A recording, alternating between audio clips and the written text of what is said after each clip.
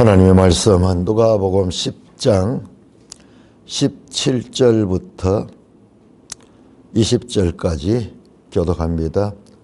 누가복음 10장 17절 70인이 기뻐하며 돌아와 이르되 주여 주의 이름이면 귀신들도 우리에게 항복하더이다. 예수께서 이르시되 사탄이 하늘로부터 번개같이 떨어지는 것을 내가 보았노라. 내가 너희에게 뱀과 전갈을 밟으며 원수의 모든 능력을 제어할 권능을 주었으니 너희를 해칠 자가 결코 없으리라. 그러나 귀신들이 너희에게 항복하는 것으로 기뻐하지 말고 너희 이름이 하늘에 기록된 것으로 기뻐하라 하시니라. 하나님 아버지, 은혜를 감사합니다. 이 아침도 2000년 전 70제자에게 하신 생생한 말씀을 오늘 우리가 이 시간 다시 듣게 하여 주시니 감사를 드립니다. 예수님 이름으로 감사하며 기도드리옵나이다. 아멘. 자, 1절에서 16절까지 70제자가 이 예수님께 보냄을 받고 12제자와 마찬가지로 전도할 때의 태도, 4절에서 11절까지가 12제자를 파송할 때 9장 1절에서 5절과 내용이 거의 같습니다. 자, 그래서 이제 이 제자들을 보냈습니다. 늘 말씀드렸듯이 여호수아서에 있어서나 이스라엘 백성이 전쟁할 적에 전쟁 준비하는 것에 대해서는 자세히 설명하지만 실제 전쟁 그 자체는 너무나 단순하게 처리해가지고 좀 우리가 실감이 안 날 때가 많습니다. 그러니까 준비하는 것이 중요하지 실제는 하나님이 하시면은 아무것도 아닌 거예요. 지금 오늘 이 본문도 마찬가지입니다. 전도하러 가는 그 준비하는 것은 자세하게 기록되지만 정작 가서 어떻게 싸웠는가 그 내용은 없어요. 70인이 기뻐하며 돌아왔다. 17절입니다. 왜 기뻐했겠어요? 가서 예수님의 능력을 가지고 가서 귀신을 쫓아내고 병든 자를 고치고 하나님 나라를 선포하는 그 권능을 가지고 가니까는 그대로 됐는 거예요. 그러니까 70인이 자기 능력으로 한 게 아니에요. 자기들도 깜짝 놀라서 기뻐하며 돌아왔다. 흥분한 상태에서 주여 주의 이름이면 귀신들도 우리에게 항복하되다. 잔뜩 흥분해요. 자기들도 몰랐는 거예요. 예수 이름 의지하고 나가서 전했더니만은 그 귀신들이 항복하고 쫓겨나고 병든 자가 고침을 받고 뭐 여기 병든 자 여기는 안 나옵니다만은 자관 그런 능력이 제자들에게 나와서 어떻게 주의 이름으로 하니까는 주의 이름. 그래서 지금 이 짧은 내용 중에 이 전도 현장에서 일어났던 일들과 그로 인한 제자들의 놀라움과 이 놀라움은 그냥 두려움이 아니라 기쁨으로 그래서 이 흥분 상태에서 주님 앞에 이렇게 보고를 합니다. 예수께서 이르시되 사탄이 하늘로부터 번개같이 떨어진 것을 내가 보았다. 예수님께서는 미리 알고 있었어요. 그런데 제자들이 귀신을 쫓아내고 귀신이 항복하는 그런 일인데 예수님은 사탄이 하늘로부터 번개같이 떨어지는 것을 내가 보았다. 그러니까 귀신들의 이 항복하는 것과 사탄이 떨어지는 것이 서로 연동되어 있는 거예요. 서로 연동되어 있는 거예요. 귀신은 사탄은 귀신의 이 우두머리고, 그 다음에 귀신들은 아주 수많은 이 귀신들이 있죠. 앞에서도 군대 귀신 나왔죠. 군대 귀신, 한 5천 명 되는 귀신, 그런 것도 있고. 그런데 이 귀신들이 항복하는 것과 사탄이 하늘로부터 번개같이 떨어진 것을 받는 것이 서로 연동되어 있다는 거야. 사탄이 떨어지니까는 귀신들도 항복하는 겁니다. 자, 이거는 영적 세계이기 때문에 우리가 어떻게 설명할 수 없는 거예요. 예수님은 그 귀신들 하나하나의 항복보다도 그 우두머리 되는 사탄이 떨어지는 것을 봤습니다. 자, 이것은요, 우리 계시록 7장에 보면은 9장입니까? 9장에 보면은 그 사탄이 뱀 곧 사탄이라고도 막인한 자가 떨어지는 내용이 나오는데, 자, 이건 영적인 연동이기 때문에 이것을 뭐라고 합리적으로 설명할 수 있는 길은 없습니다. 다만 이 두 가지가 서로 연동되어 있다. 예수님은 그 사탄 그 자체를 받고, 그 다음에 제자들은 그 사탄의 그 졸개들인 귀신들이 항복하는 그걸 봤는데, 예수님은 그 본질을 본 겁니다. 내가 너희에게 뱀과 정갈을 밟으며 원수의 모든 능력을 제어할 권능을 주었다. 그러니까는 제자들이 한 건 자기들의 힘이 아니고 예수님께서 주신 능력 때문이거든요. 이 능력이 이 두나미스입니다. 두나미스.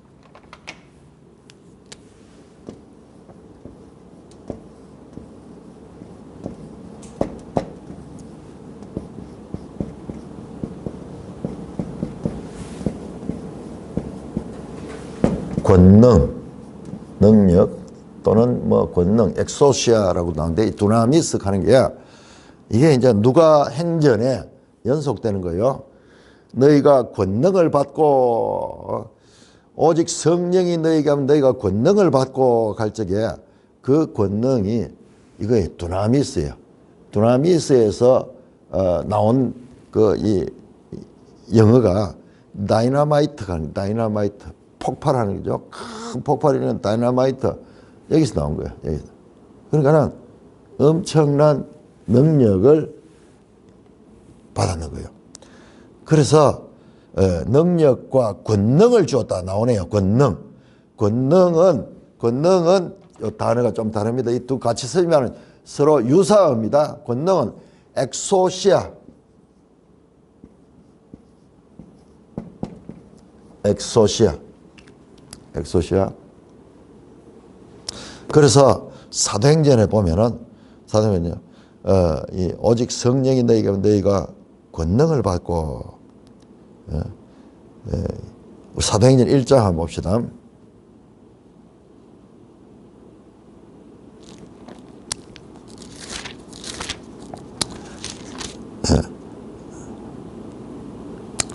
사도행전 1장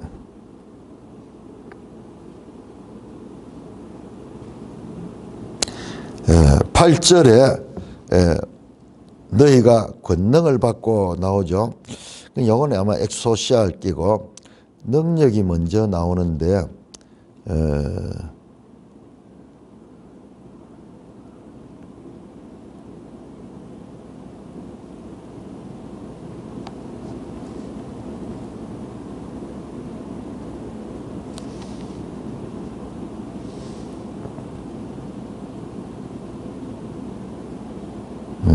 두나미스가 나오는데요. 자, 여기서는 권능이 한번 찾아봅시다. 원어를 사도행전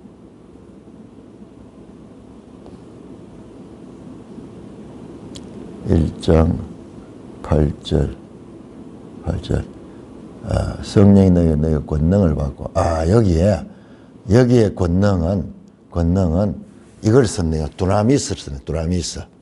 여기 보통 이제 엑소시아 쓰는데, 우리 여기서는 두나미스와 권능을 뭐 거의 같은 의미예요. 권능하는 것도 능력이잖아요. 권세 있는 능력. 그 다음에 이 자체도 능력인데 사도행전 1장 8절에 성령이 와 너희가 권능을 받고 했을 때 이 권능을 받을 때 이 능력 이걸 썼네요. 두나미스를 썼네요. 두나미스. 그렇게 썼네요. 자, 그래서 이것은 하나님의 능력이고 하나님의 권세입니다. 권능할 때 이 엑소시아는 권세라는 말도 많이 써요. 권세. 권세 있는 교훈이로다 갈 적에 권세. 그런 뭐 같은 의미들이죠. 같은 의미들을 가진. 자, 원수의 모든 능력을 제어할 권능. 그러니까는 원수의 모든 능력. 원수가 가지고 있는 원수가 아주 강한 자입니다. 능력 있는 자예요. 이 사탄이 뒤에 나옵니다만은 강한 자예요. 이 세상에 아무도 당할 자가 없어요. 사람으로서는 이 원수의 능력을 이길 수 있는 사람이 없어요. 그런데 그 예수님께서 그 능력을 이길 수 있는 권세 있는 능력을 줬다. 권세 있는 능력을 줬다. 그래서 그 원수도 너희를 해칠 자가 없다. 해칠 자가 결코 없다. 그렇게 말씀하시며, 자, 예수님께로부터 오는 이 권능이 이 세상의 신인 사탄의 그 능력을 이길 수 있는 더 강한 힘이 있다. 둘 다 능력이 있는데 비등비등하죠. 근데 누가 같은 능력이면 더 강한 자가 있어. 뒤에 이제 나옵니다만은 사탄을 강한 자라고 이야기하고 그리고 예수님을 더 강한 자로, 이 더 강하려고 하면 힘이 더 있어야 되겠죠. 그래서 싸움에서 이기는 자야. 그러니까 아주 우리가 그냥 막 단순하게 직관적으로 느낄 수 있는 강한 자보다도 더 강한 자. 이게 지금까지는 세계 챔피언이었는데 이제 예수님이 오셔서 더 강한 자로 오셔서 이 강한 자를 제압하는 거죠. 예수님께서 이 땅에 오셔서 마귀의 세력을 멸하러 왔다. 지금 그 하나의 전초전 같은 거예요. 제자들에게도 그런 능력이 같습니다. 자, 제자들은 자기들이 얼마나 놀랐겠어요. 자기들이 그 말씀대로 순종하니까는 자기들로부터 능력이 나타나니까는 자기들이 더 놀라는 거예요. 자, 그런데 제자들의 그 기쁨을 예수님께서 공감하십니다. 공감하시면서 그렇지만은 귀신들이 너에게 항복하는 것으로 기뻐하지 말고 너희 이름이 하늘에 기록된 것으로 기뻐하라. 야, 귀신들이 항복하니까 얼마나 놀라면서 내가 능력이 있으니까. 근데 그 일은 그것은 하나의 현상이고 그것은 너희 이름이 하늘에 기록되었기 때문에 하나님의 생명책에 기록된 그 예수를 믿고 예수님의 택함을 받고 예수를 믿고 순종할 적에 이미 그는 하나님의 생명책에 기록된 하나님의 자녀의 능력을 가지고 했는 거예요. 그래서 기뻐하라. 로 기뻐하지 말고 기뻐하라. 여기서는 기뻐하라는 단어가 카리오라는 건 카리스 또는 카리오 뭐 이런 거 나오죠. 귀신들이 항복하는 것은 현상이에요. 현상. 그것은 하나의 눈에 보이는 현상이지만 더 본질적인 건 뭐냐? 귀신들이 항복할 때 예수님은 본질 사탄이 떨어지는 걸 봤죠. 지금 귀신들이 항복하는 것은 또한 제자들의 그 존재 자체가 하나님 하늘의 그 생명책에 이름이 기록됐다 하는 것, 그 증거예요. 그 증거입니다. 귀신들이 항복하는 건 소극적인 기쁨, 소극적인 구원의 기쁨이지만 이름이 하늘에 기록된 적극적인 구원의 기쁨이고 본질적인 것이고 이것은 근원적인 거거든요. 그래서 이 존재 자체에서 나타난 현상이다. 현상이다. 귀신을 이 항복시키는 것은 너희가 너희 이름이 하늘에 기록됐다. 귀신들이 항복하는 것은 현세적으로 놀라운 일이지만 그러나 그것은 하나의 현상적인 것이고 너희가 영원한 하나님 나라의 그 백성으로서 그 호적이 등록되어 있다는 것으로 이 제자들은 그걸 모르죠. 예수님은 그걸 아시고 본질을 말씀하십니다. 자, 21절에서 24절까지 계속 연결됩니다. 21절 그때 예수께서 성령으로 기뻐하시며 이르시되 천지의 주제이신 아버지여 이것을 지혜롭고 설기 있는 자들에게는 숨기시고 어린 아이들에게는 나타내심을 감사하나이다. 옳소이다. 이렇게 된 것이 아버지의 뜻이니이다. 22절 읽어주세요. 내 아버지께서 모든 것을 내게 주셨으니 아버지 외에는 아들이 누구인지 아는 자가 없고 아들과 또 아들의 소원대로 계시를 받은 자 외에는 아버지가 누구인지 아는 자가 없나이다 하시고 제자들을 돌아보시며 조용히 이르시되 너희가 보는 것을 보는 눈은 복이 있도다. 내가 너에게 말하노니 많은 선지자와 임금이 너희가 보는 바를 보고자 하였으되 보지 못하였으며 너희가 듣는 바를 듣고자 하였으되 듣지 못하였느니라. 자, 21절에요. 그때에 이 제자들이 와서 보고하고 이때입니다. 이때 예수께서 성령으로 기뻐하셨다. 야, 우리 번역이 아쉬워요. 예수께서 성령으로 기뻐하셨다. 앞에 나오는 카리오인데 그 단어가 아니에요. 아갈리아오. 이거는 기뻐 날뛰는 거예요. 기쁨을 감추지 못하고 펄쩍펄쩍 뛰는 거예요. 찬양하는 거예요. 찬양. 자, 같은 이 한절을 두고 기뻐하다 쓰는데 여기는 찬양하셨다 차라리 그런 표현이 단어가 다릅니다. 너무나 기뻐하시는 거예요. 예수님께서 왜 이렇게 기뻐하시냐? 하나님의 아들로서 이 땅에 와서 해야 될 일이 성취되는 걸 받는 거예요. 이 제자들이 하나님의 백성으로 구원받는 것을 지금 아시고 예수님 봤을 때는 그 본질을 보시니까는 이들이 생명책에 이름이 기록된 자들이기 때문에 그 능력을 행할 수 있다는 것을 알기 때문에 성령으로 기뻐하셨다. 예수님 안에 성령이 충만하게 이 성령과 함께 기뻐하셔서 그러면서 천지의 주제이신 아버지여 보세요. 이게 바로 찬양이에요. 찬양. 성령으로 찬양을 했다. 뭐라고 했느냐? 천지의 주제이신 아버지여 이것을 지혜롭고 설기 있는 자들에게는 숨기시고 어린아이에게 나타내심을 감사합니다. 옳소이다. 이렇게 된 것은 아버지의 뜻이니다. 자, 여기도 좀 아쉬워요. 21절에 아버지의 뜻 있죠. 아버지의 뜻 갈 적에 여기 원어가요. 원어가 유도키아입니다. 유도키아는 기쁨이에요. 기쁨, 즐거움. 아버지의 즐거움이다. 아버지의 뜻이 궁극적으로는 아버지에서 기뻐하는 일인데 그 기뻐하는 일이 뭐냐? 이와 같이 믿음을 가진 이 어린아이 같은 단순히 믿음으로 나아가서 이 순종했을 적에 이와 같은 이 귀신을 쫓아내는 그런 능력을 경험하는 그 일이 아버지의 기쁨의 뜻인 거예요. 기쁨의 뜻인 거예요.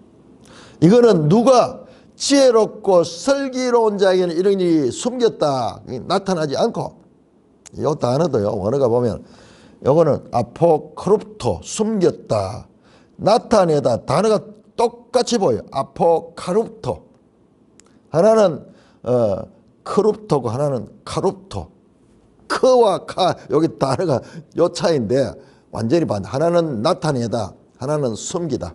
숨기다. 아포칼립시스 가라면 비밀이거든요. 비밀. 그러니까 계시는 계시록 할 적에 그것을 열다 하는 그런 뜻인데, 그렇게 아포카룹토 숨겨져 있는 거고, 이거는 누구에게?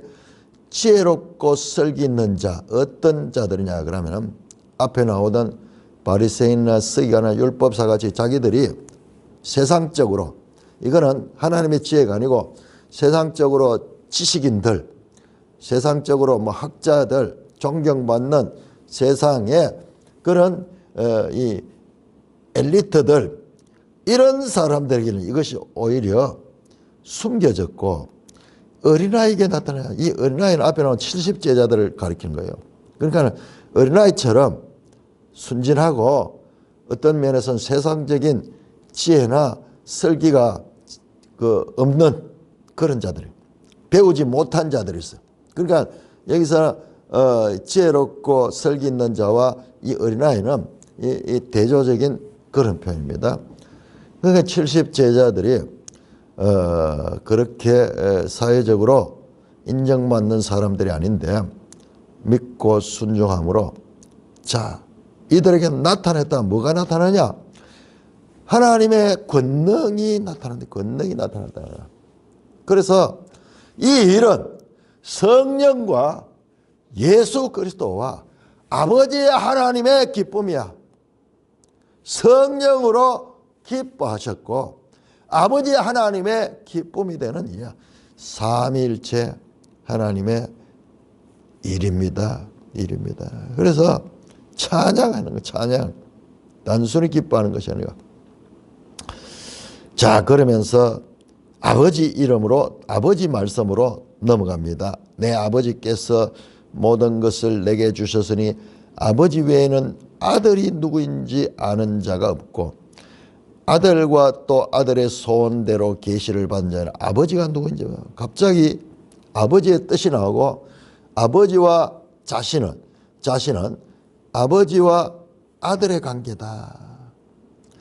천지의 주제이신 아버지. 그러면서 천지의 주제이신 아버지가 예수님의 아버지다. 그리고 그 아버지는 그 아들에게 모든 것을 맡기셨다. 그리고 또 아들의 소원대로 계시를 받은 자 외에는 아버지가 누구인 자가 아는 자가 없다.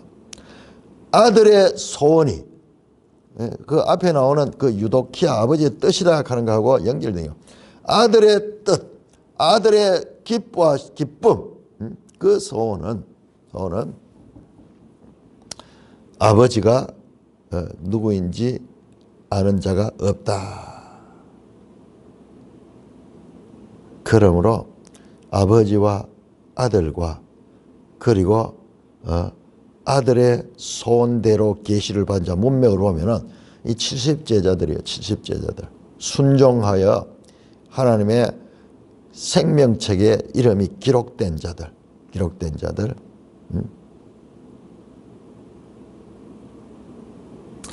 제자들을 돌아보시며, 그러니까 이 문맥을 끊으면 안 돼요. 이 앞에 나온 70제자의 기사와 연결돼서 하면 해석이 매끄럽습니다. 그렇지 않고 보면은 이게 이 해석이 조금 부드럽지 못합니다. 그러면서 이제 그 70제자들, 기쁨으로 돌아왔던 그 제자를 보시며 조용히 있으세요. 이제 말씀하는 본질을 이야기하는 거예요. 너희가 보는 것을 보는 눈이 복이 있도다. 내가 너희에게 말하노니 많은 선지자와 임금이 너희가 보는 바를 보고자 했을 때 보지 못하였으며 너희가 듣는 바를 듣고자 했을 때 듣지 못했다. 제자들에게요. 제자들은 지금 예수님 따라다니며 순종하며 능력을 경험했지만은 예수님이 누군지를 잘 모르고 있는 거예요. 제자들을 돌아보시며 조용히 있을 때 너희가 보는 것을 보는 눈이 복이 있다. 너희가 보는 건 누구예요? 예수님을 보고 있죠. 예수님을 보고 있죠.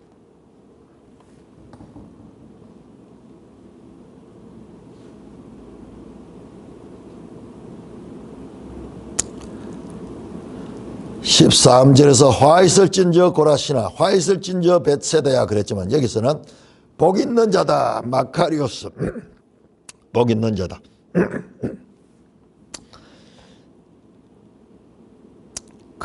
이 예수님의 말씀을 불순종했던 자들은 화 있는 자들이고, 그리고 그 제자들은 복 있는 자다. 왜? 너희가 보고 있는 나를 보는 그 자체가 복이다. 내가 너희에게 말하니 많은 선지자와 임금이 너희가 보는 바 블레포 보는 바를 보고 보지 못했다. 지금 예수님은 보고 있잖아요. 그런데 이 예수님은 많은 선지자들과 임금이 기다리고 소원했던, 보기를 원했던 그 앞에 나왔죠. 시몬이 2장에서 아기를 보고 메시아로 고백하며 찬양을 드렸듯이, 그리고 나사렛 회당에서 이사야 말씀을 읽으시고, 그 다음에 이 말씀이 오늘 너희 귀에 임했다. 그 청중들 앞에 임했다고 자신을 바로 성경의 메시아이심을 간접적으로 드러냈듯이요. 지금 여기서도 그 흥분해 있는 제자들 앞에 자신이 메시아이심을 드러낸 거예요. 많은 선지자와 임금들, 구약에 나오는 열왕들, 그 다음에 선지자들이 바로 메시아를 기다렸다. 메시아를 기다렸다. 너희 보는 바를 보고자 했을 때 보지 못하며, 너희가 듣는 바를 듣고자 했을 때 듣지 못했다. 너희는 바로 그 하나님의 시간, 약속하신 구약의 그 메시아를 지금 현재 그 보고 있다. 결과적으로 나는 하나님의 아들이고 내 아버지는 천지의 주제이신 하나님이시고, 그리고 내가 선택하고 내가 계시를 주는 자는 이와 같이 하나님의 백성이 된다. 참으로 너희가 복 있는 자다. 앞에 13절부터 나왔던 화 있을진저와 이 화 있는 자는 누굽니까? 보면은 너희 말을 듣는 자는 내 말을 듣는 것이요, 너희를 저버린 자는 나를 저버린 것이요, 나를 저버린 자는 내 보내신을 저버린 거다. 그러니까 말씀을 듣는 자와 듣지 않는 자는 화 있는 자들이고, 듣고 순종하는 자는 복 있는 자다.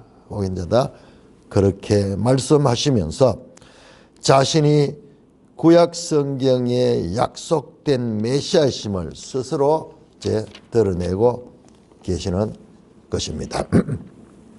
10장 25절에서 28절까지 교독하겠습니다. 누가복음 10장 25절. 어떤 율법 교사가 일어나 예수를 시험하여 이르되, 선생님, 내가 무엇을 하여야 영생을 얻으리까? 예수께서 이르시되 율법에 무엇이라 기록되었으며 내가 어떻게 읽느냐? 대답하여 이르되, 내 마음을 다하며 목숨을 다하며 힘을 다하며 뜻을 다하여 주 너희 하나님을 사랑하라 하고, 또한 내 이웃을 네 자신같이 사랑하라 하였나이다. 예수께서 이르시되 내 대답이 옳도다. 이를 행하라. 그러면 살리라 하시니. 자, 이번에는 한 율법 교사입니다. 소위 앞에서 나왔던 지혜롭고 설기 있는 자들의 대표죠. 세상적으로 지혜 있고 설기 있는 자들의 대표가 되는. 근데 율법 교사가 예수님을 어떻게 시험하려고 했다. 순수하지 못하고 시험하려고 예수님을 넘어뜨리려고 그렇게 왔습니다. 그러면서 질문합니다. 선생님, 라비여, 내가 무엇을 하여야 영생을 얻으리까? 자, 이런 표현이 성경에 많이 나오죠. 우리 뒤에 이제 누가복음 18장 18절에 나오는데, 그리고 마태복음 19장 16절에 부자 청년이 그 율법을 잘 지키는 엘리트 관원이며 부자고 아주 그 촉망받는 청년이 나와서 선생님, 내가 무엇을 하여야 영생을 얻으리까? 동일한 질문이에요. 그러니까 그 당시에 이 이스라엘의 영생에 관한 그런 소망이 간절했다 하는 것을 알 수가 있습니다. 그래서 예수님께서 여기 나오진 않지만 예수는 그 사람의 속을 다 알잖아요. 속을 다 알잖아요. 질문합니다. 오히려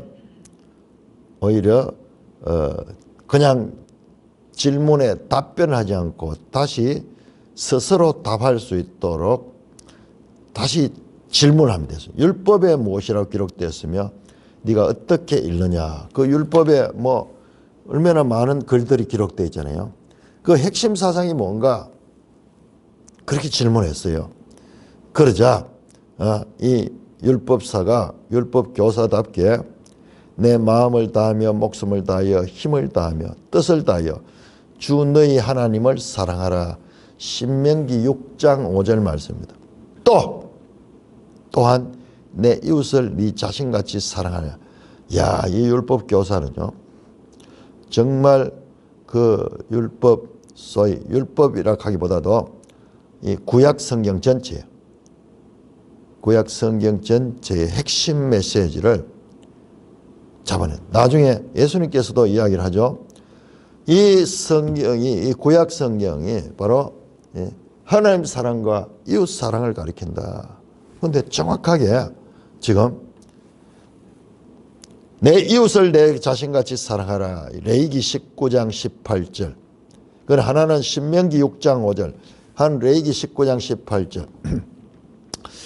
이건 이제 율법서가 맞네요. 율법서. 소위 모세 오경을 갖다 율법서라고 그러거든요. 그 율법 교사니까 모세 오경에 아주 정통하네요. 그래서 그 모든 것을 압축하면 하나님 사랑과 이웃 사랑이라. 와, 대단한 율법 교사입니다. 아마 예수님께로부터 들었는지도 모르겠어요.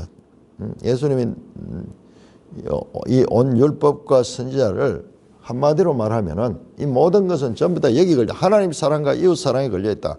그래서 정확하게 이 율법 교사가 그것을 정확하게 대답을 합니다. 자, 그러자 예수께서 네 대답이 옳다 인정하잖아요. 바르게 네가 율법을 제대로 이해했구나. 그런데 네가 지식은 있지만 이를 행하라. 그러면 살 것이다. 자, 이것도 레위기 18장 5절 말씀입니다. 율법을 온전히 다 순종하면요, 율법으로 구원을 받을 수 있어요. 제대로 하게 되면 율법이 나쁜 게 아니에요. 율법을 제대로 다 순종하면은 율법에 의해서 구원받을 수 있어요. 문제는 우리가 율법을 온전히 순종할 수 없는 죄인이라는 데 있지 율법 자체가 흠이 있는 게 아니에요. 그래서 이 율법을 제대로 순종을 하면은 그로 인해서 살 수 있는데 이 순종은 어떤 거냐 그러면 일시적인 게 아니고 지속적으로 반복적으로 행해야 되는 겁니다. 지극히 맞는 말이지만은 그러나 문제는 우리가 할 수 없는 그런 존재라는 데 문제가 있지, 인간이 죄인이라는 것이 문제지 율법이 문제가 있는 거 아니에요. 자, 그렇게 예수님께서 말해요. 네 대답은 맞다. 그렇지만 네가 그런 행동을 하지 않고 있다는 암시죠. 예수님 알죠? 이 율법교사가 순수한 게 아니고 예수님은 시험에서 넘어뜨리려고 하고 있다는 것을 지금 알시고 계시기 때문에 그에게 이를 행하라. 그래야면 네가 영생을 받을 것이다. 그 말이에요. 자, 29절에서 37절까지 이 두 사람의 대화가 계속 이어집니다. 그 사람이 29절입니다. 누가복음 10장 29절 그 사람 앞에 율법 교사입니다. 자기를 옳게 보이려고 예수께 여짜오되 그러면 내 이웃이 누구니까? 예수께서 대답하여 이르시되 어떤 사람이 예루살렘에서 여리고로 내려가다가 강도를 만나매 강도들이 그 옷을 벗기고 때려 그의 죽은 것을 버리고 갔더라. 마침 한 제사장이 그 길로 내려가다가 그를 보고 피하여 지나가고 또 이와 같이 한 레위인도 그곳에 이르러 그를 보고 피하여 지나가되 어떤 사마리아 사람은 여행하는 중 거기 이르러 그를 보고 불쌍히 여겨 가까이 가서 기름과 포도주를 그 상처에 붓고 싸매고 자기 짐승에 태워 주막으로 데리고 가서 돌봐 주니라. 그 이튿날 그가 주막 주인에게 데나리온 2를 내어 주며 이르되 이 사람을 돌보아 주라. 비용이 더 들면 내가 돌아올 때에 갚으리라 하였으니. 내 생각에는 이 세 사람 중에 누가 강도 만난 자의 이웃이 되겠느냐. 이르되 자비를 베푼 자네이다. 예수께서 이르시되 가서 너도 이와 같이 하라. 야, 이 질문 한번 보세요. 이 구조를 한번 보세요. 그죠요? 자, 이 두 사람의 대화가 이제 끝이 나는 게 여기 37절인데 여기 28절과 똑같아요. 28절에 네 대답이 옳다. 이를 행하라 그러면 살리라 그랬죠. 예수님께서 이 율법 교사의 질문을 하고 옳은 말을 답을 했어요. 그러자 예수님께서 더 이상 말고 가서 너도 이와 같이 하라. 아주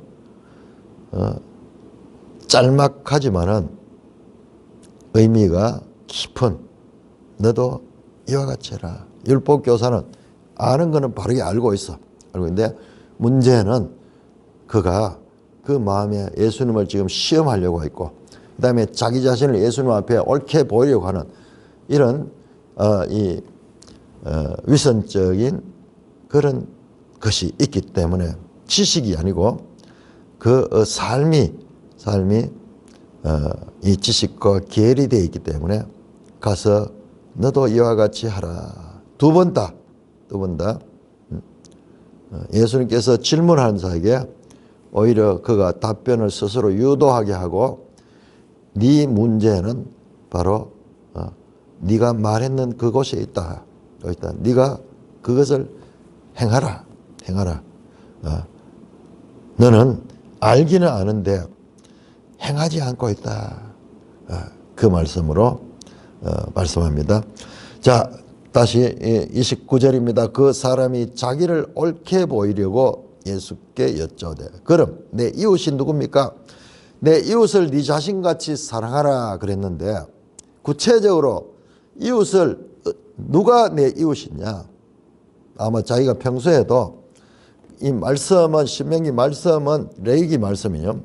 레위기 19장 18절 말씀은 잘 알고 있지만은 참 그 이웃이 누구냐 질문합니다.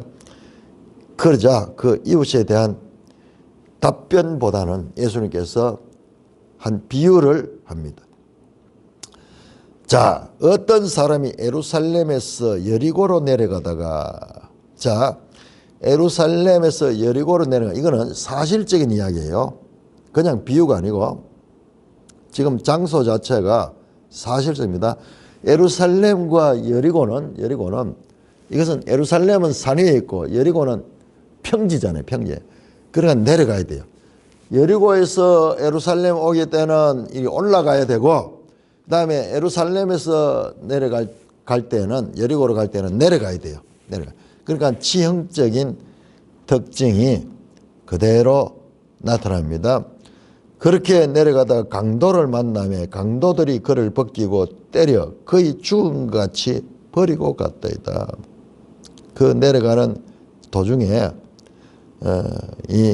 거기 산적들을 만난 것 같아요. 산적들. 거기 산이 있고 막 이러니까는 거기에서 강도들을 만나서 강도들이 그의 옷을 벗기고 때려 거의 죽음같이 버리고 갔습니다. 마침, 야, 여기 마침이라는 단어 나오네요. 자, 여기 마침. 제가 어젯밤에 이 마침이 있는데, 마침. 야, 이게 우리말이 너무 놀라워요. 우리 뭐 헬라어, 히브리어 볼 게 아니라 우리말 한번 보세요. 마침. 마침. 자, 마침의 의미 1번 뭡니까? 일을 끝냈다 하는 거야. 끝냈다. 끝냈다는 뜻도 있고요. 그 다음에 이 마침에 이번은요.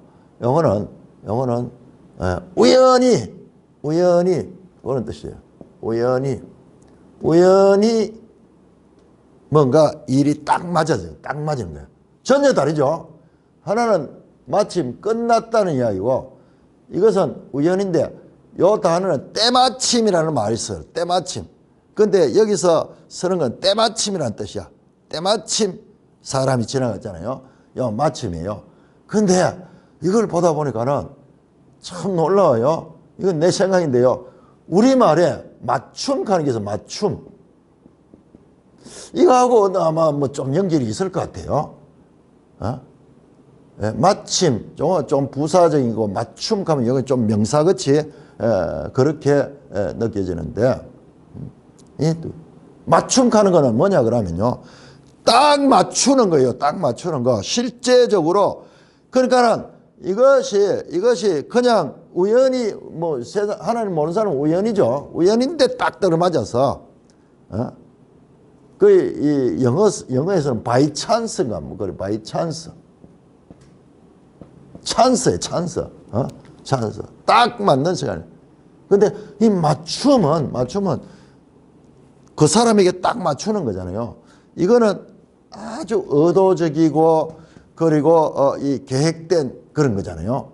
그러니까 우연히와 맞춤. 하나님 없는 사람들은 이게 우연히 딱 일어난 일같이 보이고 이것은 맞춤은 정확하게 하나님이 정해신 그 시간에 맞춰지는 그런 시간 같아요. 요거 한번 찾아. 근데 또 다른 게 마침내는 또 완전히 달라요.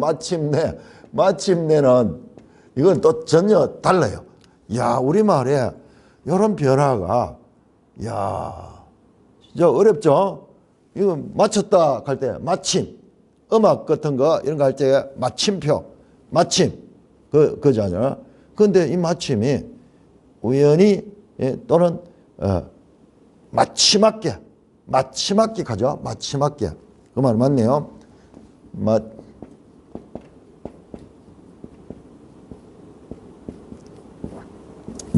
잠깐 우리 말에 아니 너무 놀라운 말이에요. 자, 이거는 마침맞게 한 제사장이 그 길로 지나가니 그를 보고 피하여 지나고. 그러니까 어떤 분들이 이거 설교 우리 많이 들었잖아요. 그런데 제사장이 예루살렘으로 그 제사 드리러 가다가 시간이 정해진 스케줄 때문에 그냥 지나갔다 뭐 그런 설교를 한 걸 들은 건데 그렇지 않아요. 지금 보세요. 내려가잖아요. 예루살렘에서 여리고로 내려가고 있잖아요. 그래서 그런 것은 지형을 모르니까는 그런 상상을 했는데 자, 제사장이 보고 피하여 지나가고 또 이와 같이 한 레인도 그곳에 이르러 그를 보고 피하여 지나가다. 그러니까 제사장과 레인은 유대인들이죠. 유대인들 중에서도 가장 정통 유대인들이고 종교적인 그런 일을 하는 사람들이죠. 그런데 이들은 어떤 면에서는 이 강도 만난 사람이 거의 죽었는 것 같이 돼서 그러니까 시신을 만지는 이런 것을 레위인과 제사장은 특별히 사체를 만지는 것을 금하고 있잖아요. 심지어는 레위인들은 그 부모 이 시신도 보지 않도록 하는 뭐 그런 법도 있는 거로 기억이 나는데 그러니까 이 사람들은 자신들의 정결법을 지키기 위해서 그런 사체를 피했을 수도 있어요. 자관 그들이 이것을 보고 피하여 갔다 하는 걸 보니까 더 그것이 맞네요.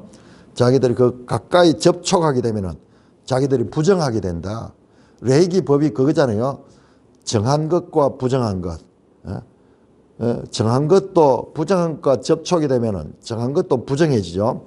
자, 그래서 접촉하지 않도록 피하여 갔다. 근데 이제 어떤 사마리아 사람은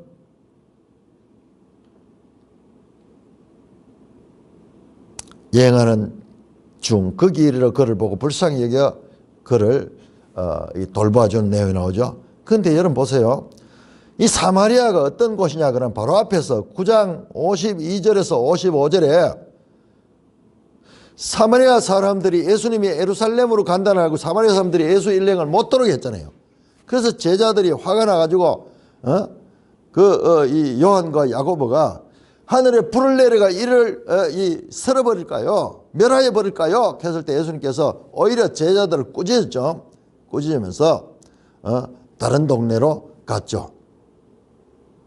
그러니까 이 사마리아에 대한 그 예수님의 생각이 지금 여러 번 나오는데 하필이면 사마리아 사람이 오히려 유대인들보다도 더 가까이 가고 그다음에 기름과 포도주를 그 상처에 붓고 여행하면서 가지고 있던 귀한 것들이에요. 기름과 포도주를 그걸 가지고 뭐 약으로 그렇게 상처에 붓고 그다음에 자기 옷을 찢었는지 뭐를 찢었는지 자간 그 붕대로 메어 가지고 자기 짐승에 태워 가지고 자기는 걸어가야 되겠죠. 주막까지 데려가서 돌보아 줬다. 그리고 하룻밤을 같이 잤네요. 밤에 이런 일이 있었던 것 같아요.